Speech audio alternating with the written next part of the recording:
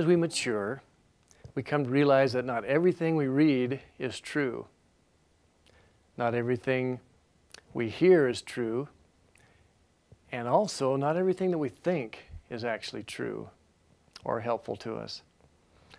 I didn't know this. It's been a learning process for me.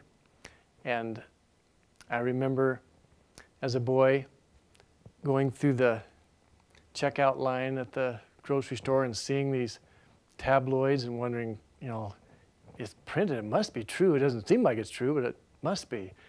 And then only later realizing that not everything in print is true.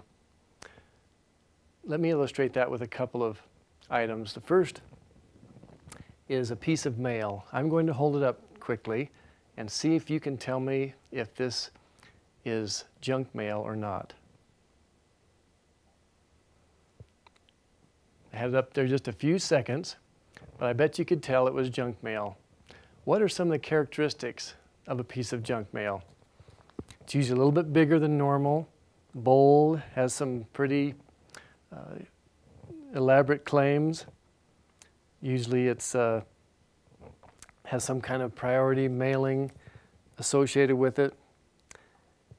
I'd like to let you know that I believe that junk mail just keeps it coming. I've never been able to figure out how to get it to stop. And junk mail thoughts do also. But when you recognize them, you can quickly dismiss them. I even like to tear up junk mail for some reason before I throw it away. Junk mail thoughts have some of these same characteristics. They're usually sensational, very urgent, demanding of your attention, a little bigger and flamboyant than typical thoughts. And they're almost always going to complicate our lives if we open them, so to speak, and dwell on them. Let me also shift now to what I'll call tabloid thinking. Here's a tabloid that I especially liked. I haven't read it, but I like the cover. It says, "Heaven Photographed by Hubble Telescope." Probably don't want to believe it, do you? If you were to go through this or other tabloids, again, the topics are very sensational, often dark,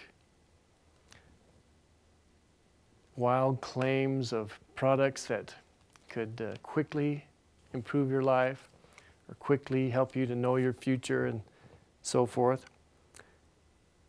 Peaceful thoughts, on the other hand,